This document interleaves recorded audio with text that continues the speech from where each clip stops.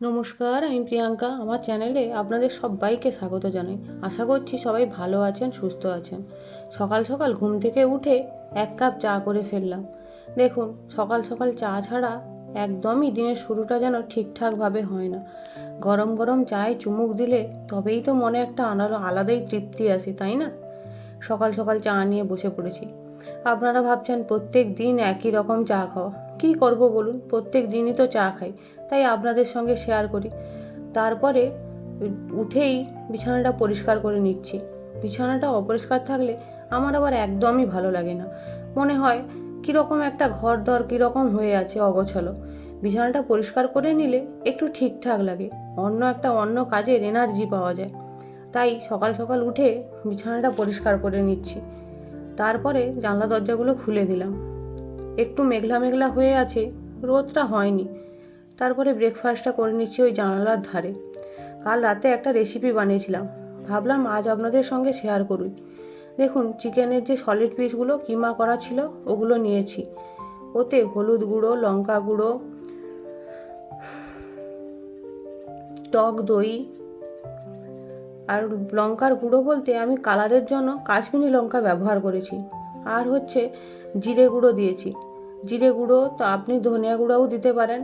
আর এখানে একটা পেস্ট করে রেখেছিলাম, আদা, রসুন, পেঁয়াজ, টমেটো, কাঁচা লঙ্কা, গরম মশলা সব দিয়ে নিলাম। দিয়ে একটু সর্ষের তেল দিয়ে নিচ্ছি। ও হ্যাঁ, কি বানাচ্ছি সেটাই তো বলা হয়নি। ওই যে সলিড পিসগুলো পড়ে থাকে না, কেউ খেতে চায় না, ওগুলো দিয়েই ভাবছি চিকেন কিমা রোস্ট বানাবো।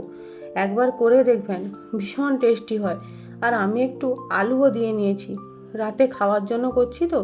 রুটি দিয়ে, পরোটা দিয়ে খাবো, রুটি পরোটা যেটা দিয়েই খেতে পারেন, ওই জন্য একটু আলু দিয়ে নিলাম। ব্যাস, এবার ওগুলোকে একটু ভালো করে মেখে একটু ছেড়ে দেবো কিছুক্ষণের জন্য। তারপর কড়াইতে একটু অল্প করে তেল দেব, কারণ মাংসে তো তেল দেওয়া ছিল, তাই বেশি একটা জল দেব না। ওতে যে জলটা বেরোবে ওতেই হবে। আর ওই মশলা ধোয়া জলটা একটু দিয়ে নেব। দিয়ে ওটা কড়াইতে এবার ঢাকিয়ে দেব। আমার লঙ্কা গুঁড়োটা একটু কম হয়ে গেছিলো, তাই একটু দিয়ে নিলাম। মাংসের এই সলিড পিসগুলো নিশ্চয়ই আপনাদের বাড়িতেও কেউ খেতে চায় না, আমার বাড়িতেও কেউ খেতে চায় না। ওগুলো ঠেলা হয়ে হয়, ফেলা হয়, কত রকমের হয়। তাই যখন চিকেন আসে, আমি সলিড পিসগুলোকে একটু সরিয়ে আলাদা করে রেখে দিই। পরে একটু রান্না করে নিই, ব্যাস, সবাই তখন চেটে পুটে খায়। আপনারাও কিন্তু একবার বাড়িতে করে দেখবেন। বাচ্চা থেকে বড় সবাই দেখবেন চেটে পুটে একদম ফিনিশ করে দিয়েছে। ভাত, রুটি, যেটা যেমন পছন্দ আপনাদের সেটা দিয়ে খেতে পারেন। একবারে রান্নাটা কিন্তু শুকনো শুকনো হবে। আপনারা চাইলে একটু পোড়া পোড়াও করতে পারেন, তাহলে দেখবেন ওই স্মোকি ফ্লেভারটা আসবে। আপনারা যে যেটা পছন্দ করেন সেটা করবেন। আর একদমই সহজ রান্না, মশলাটা মাখিয়ে তুলে দিলেই ব্যাস আপনার রান্না রেডি। আর কিছু করতে হয় না। এখন প্রেগন্যান্সির এই শেষের দিকে আমি যে কটা রান্না খুব সহজে হয় আর খেতে ভালো হয় সেগুলোই ট্রাই করি। বেশিক্ষণ দাঁড়িয়ে তো আর রান্না করতে পারি না, ওই জন্য তাড়াতাড়ি ঝটপট রান্না আমি সবসময় করে থাকি। এই রান্নাটা একবার অন্তত করে দেখবেন, আর দেখবেন ওই চিকেনের সলিড পিসগুলো থেকে কেউ নাক ছিটকবে না। সব দেখবেন চেটে পুটে খেয়ে নিয়েছে। আপনিও বুঝতে পারবেন না যে এগুলো সলিড পিস ছিল না অন্য কিছু ছিল। আর ওইদিকে আমি দুজনের জন্য কিছু পরোটা ভেজে নিচ্ছি।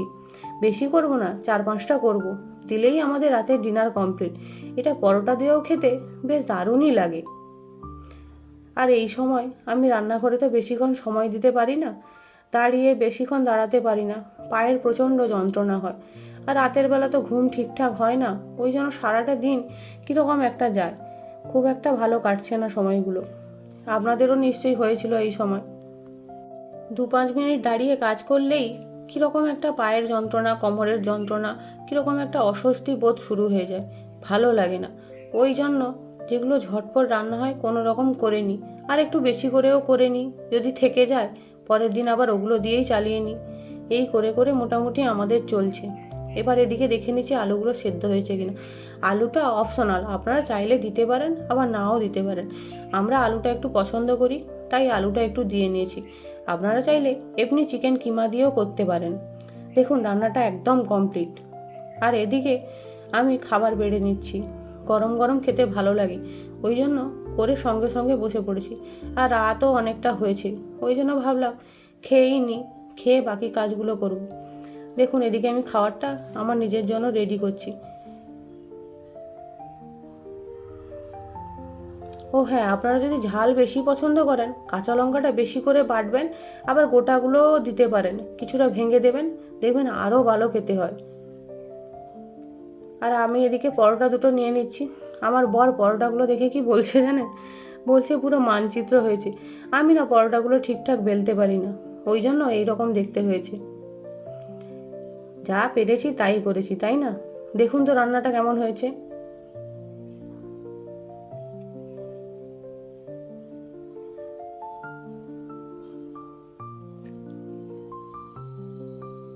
শুধু দেখতে ভালো হয়নি, খেতেও কিন্তু অসাধারণ হয়েছে।